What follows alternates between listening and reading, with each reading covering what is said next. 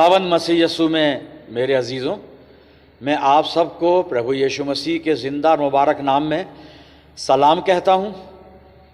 हम खुदावंद खुदा के बड़े शुक्रगुजार हैं। उसने हम सबको एक और मौका इनायत फरमाया कि हम इस पवित्र संगति में बैठ सकते हैं और प्रभु के वचन को सुन सकते हैं। इसलिए भी हम परमेश्वर का धन्यवाद करते हैं कि उसने हम सबको आज तक अब तक अपने अनुग्रह में संभाल के रखा, तंदुरुस्त रखा, खुशहाल रखा। लेकिन हम उनके लिए बराबर दुआ करते हैं जो किसी तकलीफ़ में, परेशानी में या बीमारी में हैं। हम परमेश्वर का धन्यवाद करते हैं एक बार फिर सच्चे समय के लिए।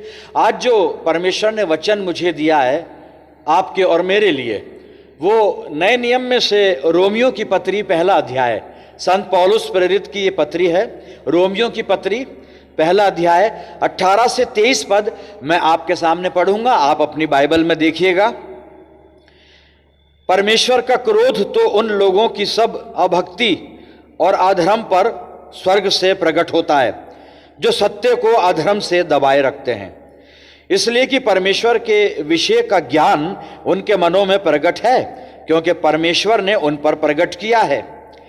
उसके अनदेखे गुण अर्थात उसकी सनातन सामर्थ्य और परमेश्वत्व जगत की सृष्टि के समय से उसके कामों के द्वारा देखने में आते हैं, यहाँ तक कि वो निरुत्तर हैं।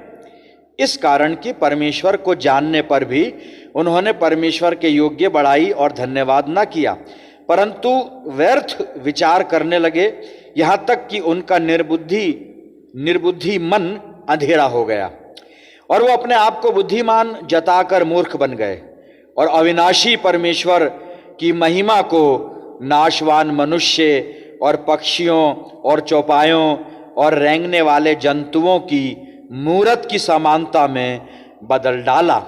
खुदावंद की बरकत उसके पाक कलाम के पढ़े जाने और सुने जाने पर हो, आमीन। आइए प्रार्थना करें। खुदावंद हमारे प्यारे आसमानी बाप, हम एक बार फिर बड़ी शुक्रगुजारी, बड़ी हलीमी और फिरोतनी की रूह में होकर तेरे पाक कदमों पर अपने सर झुकाए हुए हैं। ये वक्त है तेरे जिंदा और मुबारक कलाम पर मनन करने का। प्यारे खुदावंद, हम में से हर एक को पाक रूह का मसा दे कि हम तेरे इस पवित्र और जीवित वचन के तमाम भेदों को तेरी मर्जी के मुताबिक समझकर और फिर तेरी पाक मर्जी को अपनी जिंदगियों में पूरा करें। बाप आसमानी, जब वचन का बीज हमारे दिल की ज़मीन पर गिरता है तो ये हमारी जिंदगियों में जड़ पकड़े और बहुत सा फल लाए। पिता परमेश्वर, जब तक हम तेरी संगति में हैं, तेरे विचारों में हैं, खुदावंद तेरे और हमारे बीच में कोई भी तीसरा आने ना पाए। अपने पाक फरिश्तों की सेना हमारे चारों तरफ तैनात कर कि शैतान कोई रुकावट हमारे इस कार्य में न डाले और तेरे हमारे बीच में कोई विघ्न या बाधा पैदा ना करे। प्रभु जी, अपने आप को तेरी पवित्र संगति में सौंपते हुए हम अपने आप को हर तरह से तेरे अधिकार में दे देते हैं और इस प्रार्थना को तेरे प्यारे पुत्र अपने उद्धार करता प्रभु यीशु मसीह के जिंदा और मुबारक नाम के वसीले से मांगते हैं। सुन और कबूल कर, आमीन।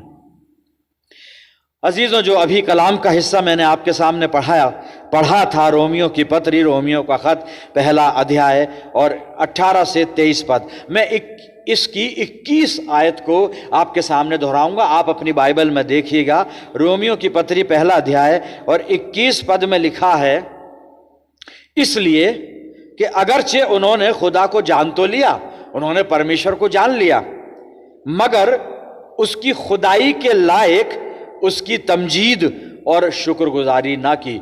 जो परमेश्वर का परमेश्वरत्व था, जो उसकी खुदाई, उसकी सामर्थ, उसकी महिमा थी, उसके मुताबिक इन लोगों ने उसकी ना प्रशंसा की, ना तारीफ की, उनकी तमजीद नहीं की, ना शुक्रगुजारी की, बल्कि करा क्या, बातिल ख्यालात में पड़ गए, झूठे विचारों में पड़ गए और उनके बेसमझ दिलों पर अंधेरा छा गया।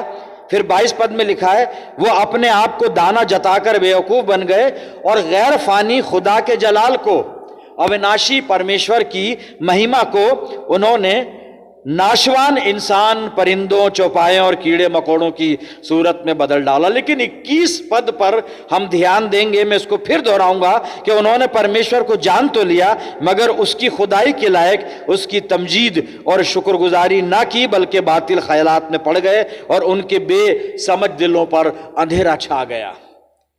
पौलुस ने इस खत को, इस पत्री को रोम नगर की मंडली को लिखा है। और जो 21 पद मैंने यहां पे दोहराया है, 2 बार दोहराया है, इसका इंग्लिश वर्जन भी मैं आपके सामने पढ़ देता हूं, आप इसको जरूर सुने। यहां पे लिखा है, cause although they knew God they did not glorify him as God nor were thankful. पौलुस जब इस खत को लिख रहा है तो 3-4 बातें उसके दिमाग में हैं जो वो कलीसिया तक पहुंचाना चाहता है। और इस पत्री के सार में जो वो 3-4 पॉइंट उसने रखे हैं पौलुस ने, पहला तो उसने ये बताने की कोशिश की है कलीसिया को कि सच्ची भक्ति क्या है, सच्ची भक्ति कैसे होती है और किसको कहते हैं। फिर उसने ये बताया कि मनुष्य यीशु के द्वारा परमेश्वर से मेल कर सकता है। फिर उसने एक चीज़ और कलीसिया को बताई है कि मसीही ज़िंदगी ये दिखावे की ज़िंदगी नहीं होनी चाहिए, ये सच्चा जीवन होना चाहिए, इसमें धार्मिकता भी सच्ची हो, दिखावे की धार्मिकता ना हो। और एक बात उसने और ये बताई है कि खुदा जो हमारा जीवित परमेश्वर है वो हमारे बारे में सब कुछ जानता है, वो मेरी भक्ति के बारे में जानता है, मेरी धार्मिकता के बारे में जानता है। खुदा को मालूम है कि मैं उससे सच्चा प्यार करता हूँ या दिखावे का प्यार करता हूँ। खुदा ये भी जानता है कि मेरी जो इबादत है, मेरी जो भक्ति है, मेरी जो रास्तबाजी है वो सच्ची है या दिखावे की है। खुदा सब कुछ जानता है। इसलिए हम विश्वासियों को, हम मसीहों को बहुत सावधान रहने की ज़रूरत है। हम अपनी धार्मिकता में सच्चे बने रहें, हम अपने विश्वास में भी सच्चे बने रहें। हम जो इबादतें करते हैं, हमारी इबादतों में कोई भी दिखावा नहीं होना चाहिए, बल्कि हमारी आराधनाएं भी सच्ची आराधना होनी चाहिए। और पौलुस जब 21वें पद में जो मैंने रिपीट किया था, जब ये लिख रहा है कि उन्होंने, जिनके बारे में वो लिख रहा है, उन्होंने खुदा को जान तो लिया, लेकिन खुदा को जानने के बावजूद भी उन्होंने परमेश्वर के लायक उसकी स्तुति नहीं की, उसकी तारीफ नहीं की, उसकी प्रशंसा नहीं की और उसकी महिमा के मुताबिक उसका धन्यवाद नहीं किया। बावजूद इसके कि वो खुदा को जानते थे, फिर भी उन्होंने खुदा के सामने दिखावा किया, छल किया, फरेब किया। और अजीज़ों, खुदा को कोई फरेब नहीं दे सकता, लेकिन इन लोगों ने किया। तो ये आयत हमें सावधान करती है कि कहीं हमारी ज़िंदगी में खुदावंद की भक्ति में फरेब ना हो, धोखा ना हो। जब हम उसकी इबादत करें तो सच्चे दिल से करें। जब हम अपनी धार्मिकता दिखाएं तो हमारी धार्मिकता, हालांकि वो हमारी नहीं होगी, प्रभु यीशु मसीह की धार्मिकता हमारे ऊपर है, वो सच्ची होनी चाहिए। हमारी रास्तबाजी ढोंग भरी रास्तबाजी नहीं हो, सच्ची इबादत हो, सच्ची धार्मिकता हो हमारी, इसमें दिखावा कहीं ना हो, क्योंकि खुदा दिखावे को पसंद नहीं करता। हमारा परमेश्वर, सच्चा परमेश्वर, वो हमारे बारे में जानता है कि मेरी इबादत दिखावे की इबादत है या झूठी इबादत है या फिर सच्ची इबादत है।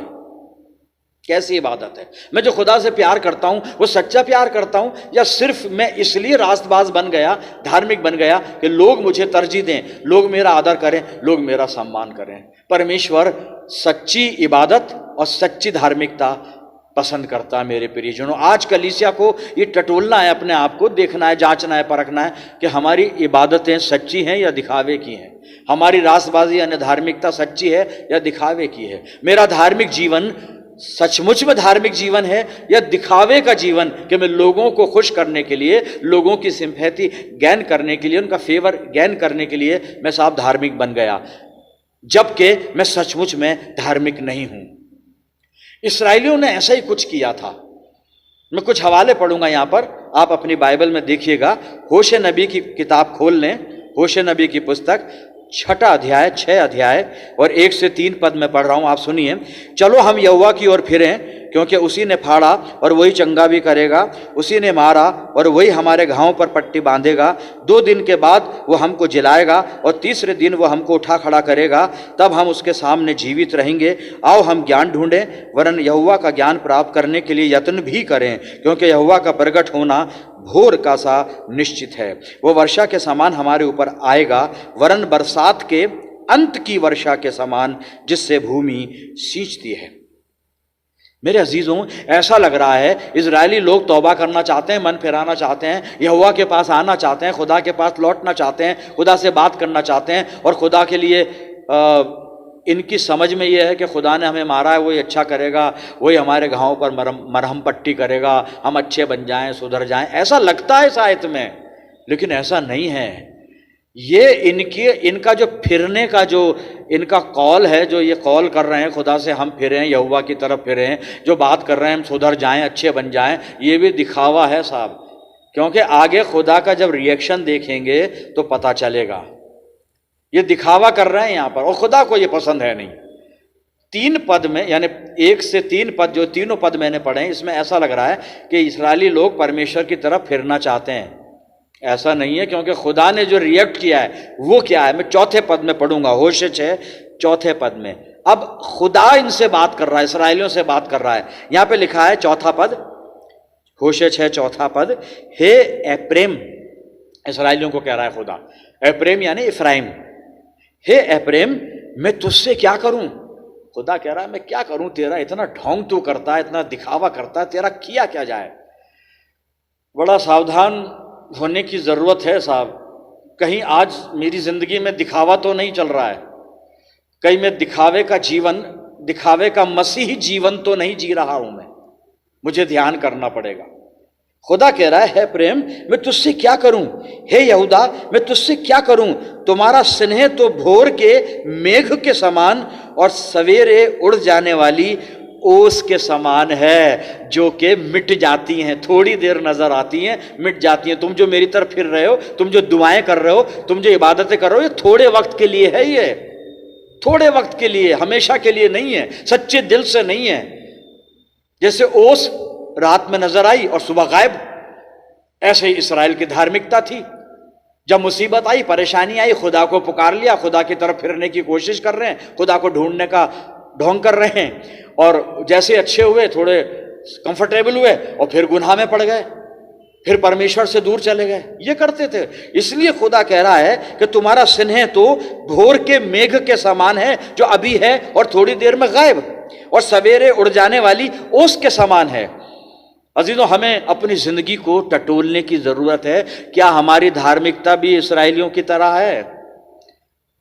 इसराइली खुदा के सामने सही नहीं थे, अच्छे नहीं थे, ठीक से नहीं चल रहे थे, ये गुनाहगार थे, गुनाह में पड़े हुए थे, दिखावा धार्मिकता का करते थे, लेकिन जीते पाप में थे।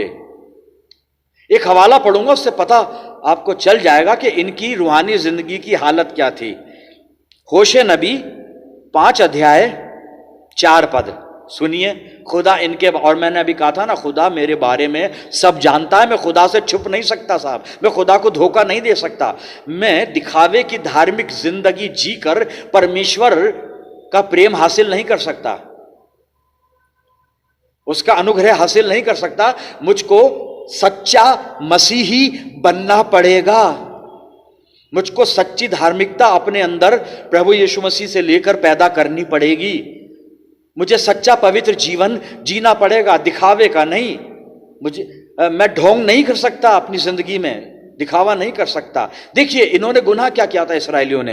होशे 5 अध्याय 4 पद, उनके काम उन्हें अपने परमेश्वर की ओर फिरने नहीं देते।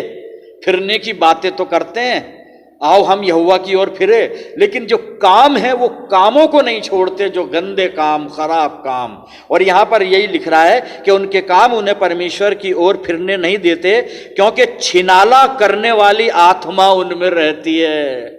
अब साहब, इससे खराब चीज और क्या होगी, इससे खराब इल्जाम और क्या होगा। छिनाला करने वाली आत्मा उनमें रहती है। उर्दू वर्जन में है बदकारी की रूह उनमें है, बदकार हैं, बुरे काम हैं इनके, इसलिए नहीं फिरने, इनके काम खुदा के पास नहीं आने देते इनको। इसलिए इनमें सच्ची धार्मिकता पैदा नहीं होती, इसलिए ये सच्चे खुदा के लोग नहीं बन पाते। अजीजों, आज हमें जानने की जरूरत है कि हम अच्छे मसीही हैं या दिखावे के मसीह हैं। कहीं हमारी जिंदगी में ऐसा तो नहीं है, बात तो हम दुआ की कर रहे हैं, बात हम इबादत की कर रहे हैं, बात हम रोजे की, उपवास की, दुआ की, इसकी कर रहे हैं, चैन प्रेयर की कर रहे हैं, सब कुछ कर रहे हैं, लेकिन हमारे काम छिनाला के काम, बदकारी। क्या हम में छिनाले की आत्मा तो नहीं है? बातें कुछ और, काम कुछ और। इस्राएलियों के जीवन में यही चल रहा था। और अब इनकी जो एक पहचान बताई खुदा ने, एक आइडेंटिटी बड़ी खूबसूरत दी, मुझे बहुत अच्छी लगी, मैं आपके साथ शेयर करूंगा कि इस्राएली लोग थे कैसे लोग। कहीं हम भी तो ऐसे नहीं है इनकी तरह। और इनको एक चीज से उपमा दी गई है, वो क्या है वो मैं पढ़ूंगा। खुदा कहता क्या है एप्रेम के लिए? होशे की पुस्तक 7 अध्याय 8 पद, आप अपनी बाइबल में देखिए, वैसे मैं हिंदी में से ही पढ़ रहा हूं। होशे 7 अध्याय 8 पद। अब इस्राएलियों के लिए खुदा क्या कह रहा है? एप्रेम यानी इफ्राइम, एप्रेम देश देश के लोगों से मिला जुला रहता है। हम सबके साथ कंप्रोमाइज करते फिरते हैं अपनी जिंदगी में। हम जो दुनिया गुनाह करती है वो हम भी कर लेते हैं। क्या करें, अब रहना है दुनिया में। बहुत सारी चीजें हैं जो मैं बता सकता हूं, वो बताऊंगा नहीं अभी। हमारी यहाँ ऐसी चीजें कुछ चल रही हैं साहब, हमारी कलीसियाओं में चल रही है। हम अन्य जातियों से कंप्रोमाइज कर लेते हैं बहुत सारी बातों में। मैं सोच रहा हूं शायद मेरी बात पहुंच गई आप तक, अब ज्यादा नहीं मैं उस पर बात करूंगा। हम कर लेते हैं कंप्रोमाइज, लेकिन कंप्रोमाइज नहीं करना है। रोमियो 12 पौलुस कहता है संसार के सदृश्य मत बनो। अंधकार और ज्योति का कोई मेल नहीं है साहब जी। वो कह क्या रहा है इस्राएलियों के लिए, एप्रेम के लिए? मैं फिर से 8 पद दोहराऊंगा। एप्रेम देश देश के लोगों से मिला जुला रहता है। एप्रेम ऐसी चपाती ठहरा है जो उल्टाई ना गई हो। एप्रेम ऐसी चपाती जो उल्टाई नहीं गई हो। इस्राएल ऐसी चपाती है जो उल्टी ना की गई हो, जिसको पलटा ना गया हो। ये जिंदगी थी साहब इस्राएलियों की। धार्मिकता है नहीं, और अगर है भी तो दिखावे की है, और इसको खुदा पसंद नहीं करता। खुदा दिखावे की धार्मिकता को पसंद नहीं करता। अभी चर्च बंद हैं। बहुत लोग कह रहे हैं कि शैतान ने चर्च बंद कर दिए। मैं कह रहा हूं नहीं। शैतान कौन होता है चर्च बंद करने वाला?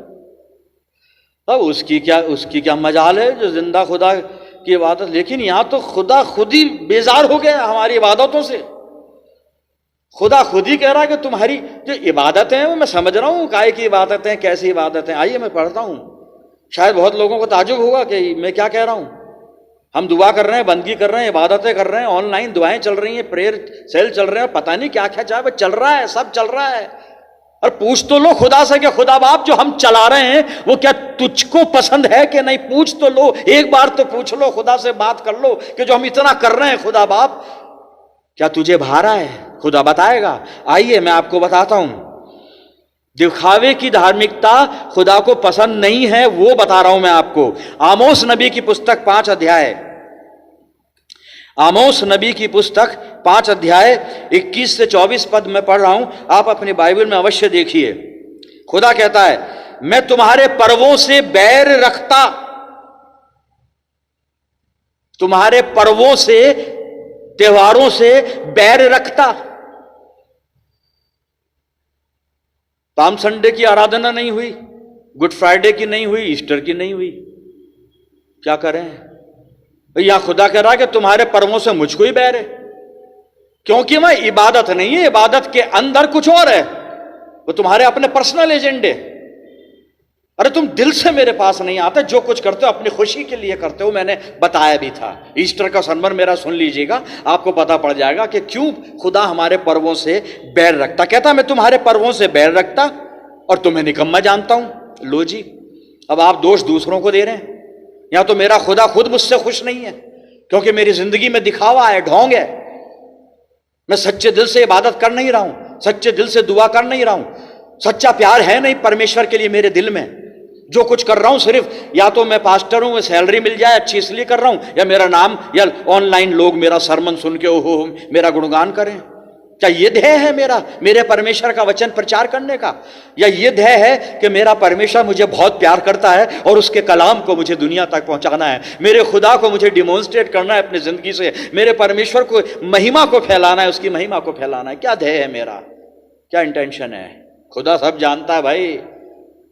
दोहरा रहा हूं मैं उस बात को, पौलुस कहता है फरेब ना खाओ, खुदा ठट्टों में नहीं उड़ाया जाता। जी, मैं 21 आयत को पूरा कर रहा हूं फिर से दोहराते हुए, मैं तुम्हारे पर्वों से बैर रखता, तुम्हें निकम्मा जानता और तुम्हारी महासभाओं से प्रसन्न नहीं होता। महासभाएं ये वो और वो, अब मैं क्या बोलूं, मैं क्या बताऊंगा, बड़ा दुख होता है, नहीं बोलूंगा नहीं मैं यहां पे। महासभाएं, बड़ी बड़ी महासभाएं हो रही हैं, प्रचारक खुश हो गए, 2500 लोग आए थे, 3000 आए थे। भैया 3000 में से वो 3 भी तो नहीं बचे, जैसे आए थे चले गए, मालूम है हमें। और वो इसलिए कि हमारी जो महासभाएं थी उनसे खुदा भी खुश नहीं है। अब 22 पद सुनिए, चाहे तुम मेरे लिए होम बलि और अनबलि चढ़ाओ तो भी मैं प्रसन्न नहीं होऊंगा, और तुम्हारे पाले हुए पशुओं के मेल बलियों की ओर ना ताकूंगा। अपने गीतों का कोलाहल मुझसे दूर कर दो। खुदा कह रहा है अपने गीतों का कोलाहल, जिन्हें तुम प्रेज एंड वर्शिप कह रहे हो, जिनको तुम कह रहे हो हमारी क्वायर सबसे अच्छी क्वायर, खुदा कह रहा है ये कोलाहल है, इन गीतों को मैं पसंद नहीं करता। ये दिल से नहीं है, ये दिल से नहीं है, ये दिल से नहीं है, दिल की गहराई से नहीं है। ये हकीकत है साहब, ये हकीकत है। ये तुम्हारे अपने गीतों का कोलाहल मुझसे दूर करो, तुम्हारी सारंगियों का सुर मैं नहीं सुनूंगा। बड़े बड़े म्यूजिकल इंस्ट्रूमेंट हैं, एक से एक लाखों रुपए के, और खुदा कह रहा है कि मैंने सबको कंडेम कर दिया है। क्यों? क्योंकि तुम्हारी जिंदगी उस चपाती की तरह है जो उल्टाई नहीं गई हो। मेरे अजीजों, चपाती एक नॉर्मल चीज, घर में हम सब जानते हैं चपाती को अगर उल्टा ना किया जाए तो या तो वो कच्ची रह जाएगी या जल जाएगी। आज मेरी जिंदगी की यही हालत है, या तो मैं विश्वास में कच्चा हूं या फिर ईमान में और मसीह जिंदगी में जला हुआ हूं। मैं वो चपाती हूं जो उल्टाई नहीं गई, मुझको मेरी जिंदगी पे गौर करना पड़ेगा। हम अपने आप को जांचें मेरे अजीजों, परखें अपने आप को, देखें हमारी जिंदगी, कहीं ऐसा तो नहीं हम अपनी जिंदगी को उलटना पुलटना शुरू कर दें परमेश्वर के सामने जाकर कि खुदा के नूर से मेरी जिंदगी सब तरफ से सिक जाए, ठीक से परमेश्वर की ज्योति मेरे अंदर आ जाए। कहीं मैं प्रेम की तरह ऐसी चपाती तो नहीं जो उल्टाई नहीं गई हो, या तो वो कच्ची है एक तरफ से या फिर जली हुई है, यानी बेकार है। अपनी जिंदगियों को टटोल ले मेरे जी। परमेश्वर कह रहा है कि तुम मुझसे प्यार नहीं कर, सारा दारो मदार प्यार पे आ गया। सारा जो दारो मदार है, सब चीजों का जो एक जुज है, निचोड़ है, दिल से प्यार नहीं हो रहा है, कुछ और चल रहा है। और खुदा वो कुछ और नहीं चाहता, वह हमारी दिल की मोहब्बत, दिल की गहराई वाली मोहब्बत को देखना चाहता है। मैं नहीं कह रहा हूं, खुदा कह रहा है। ये मैं पढ़वाऊंगा मेरे अजीजों। होशे 6 और 6 पद मैं आपके सामने पढ़ूंगा। होशे 6 और 6 पद देखिए। मैंने अभी आमोस 5 में से 21-24 आपके सामने पढ़ा था और मैंने बता दिया खुदा ने हमारे पर्वों को कंडेम कर दिया, खुदा ने हमारी धर्म सभाओं को, महासभाओं को कंडेम कर दिया, खुदा ने हमारे गीतों को, प्रेज वर्शिप को कंडेम कर दिया, खुदा ने हमारी कुर्बानियों को कंडेम कर दिया। उस समय मेल बलि, होम बलि थी, यहाँ पर ऑफरिंग है, उन्हें भी थैंक्स गिविंग है वगैरह जो भी है, खुदा ने सबको कंडेम कर दिया। खुदा बाबा आपको क्या चाहिए? आपने तो सब कुछ, हमारा सारा पानी फेर दिया। जो 4 महीने से हम दुआएं कर रहे हैं घुटनों पर बैठकर, और जो प्रेयर सेल चल रहे हैं 4 महीने से, तरह तरह के ऑनलाइन दुआएं चल रही, ये हो रहा, वो आपने तो सब कर दिया कंडेम। जानता हूं, हाँ कंडेम कर दिया उसने। उसको मालूम है खुदा को कि मैं कर क्या रहा हूं, बाज़ाहिर क्या कर रहा हूं और अंदर क्या कर रहा हूं, वो जानता है। परमेश्वर सब कुछ जानता है। इसलिए यहां पे सावधान किया जा रहा है कलीसिया को कि तुम उनकी तरह मत बन जाना कि जिन्होंने खुदा को जानकर भी और उसकी तारीफ, उसकी प्रशंसा, उसका धन्यवाद उसके लायक नहीं किया जितना उसको चाहिए, जितना हमारा खुदा डिजर्व करता है कि हम उसको प्यार करें, उसकी इबादत करें, उतना हमने नहीं किया।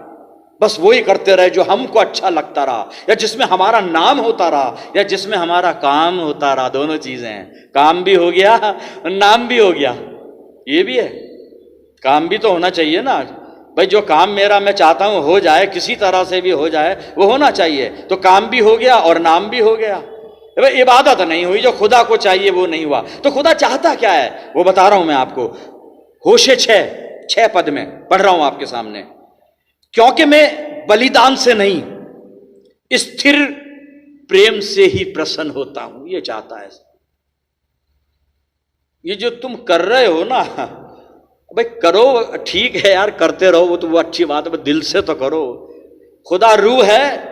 यूहन्ना 4:24 में वो औरत को कहता है, सामरी औरत को, सुखार नामक स्थान पर याकूब के कुएं पर खुदावंद मसीह यीशु बैठा हुआ है।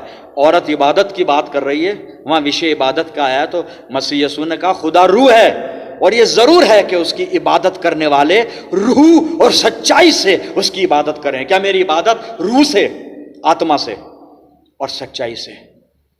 खुदा ये चाहता है। और उसी चीज को यहां पे लिखा है, मैं फिर दोहराऊंगा, क्योंकि मैं बलिदान से नहीं, स्थिर प्रेम ही से प्रसन्न होता हूं। स्थिर प्रेम कर लीजिए साहब उससे। और आगे लिखा है, और होम बलियों से अधिक ये चाहता हूं कि लोग परमेश्वर का ज्ञान रखें। खुदा ये चाहता है मेरे अजीजों। आज हम अपनी जिंदगियों को टटोलना शुरू कर दें, जांचें, परखें, और आखिरी हवाला पढ़ के मैं इसको कंक्लूड करूंगा। प्रार्थना करें। और ये प्रार्थना दाऊद कर रहा है। आइए भजन संहिता 19 मेरे साथ निकालें। भजन संहिता 19, और दाऊद दुआ कर रहा है। 12 और 13 पद ये प्रार्थना करें हम, तो हमारा जो प्रेम है ना, स्थिर प्रेम हो जाएगा। इसमें हमारा नाम और हमारा काम ये नहीं होगा, सब कुछ परमेश्वर की महिमा होगी। बस परमेश्वर का नाम और परमेश्वर का काम हो, बजाय इसके कि हमारा नाम और हमारा काम हो, उसका नाम और उसका काम हो। और उसके लिए हमको प्रार्थना करनी है। और प्रार्थना क्या करनी है वो दाऊद हमें सिखाएगा मेरे अजीजों। बहुत लोग आज दुआएं कर रहे हैं, लेकिन ये जो बाइबल दुआ सिखाती है ना, इसकी खूबसूरती कुछ और ही होती है। भजन संहिता 19, 12 और 13 पद सुनिए साहब, दुआ क्या करनी है। अपनी भूल चूक को कौन समझ सकता है? कोई नहीं समझ सकता।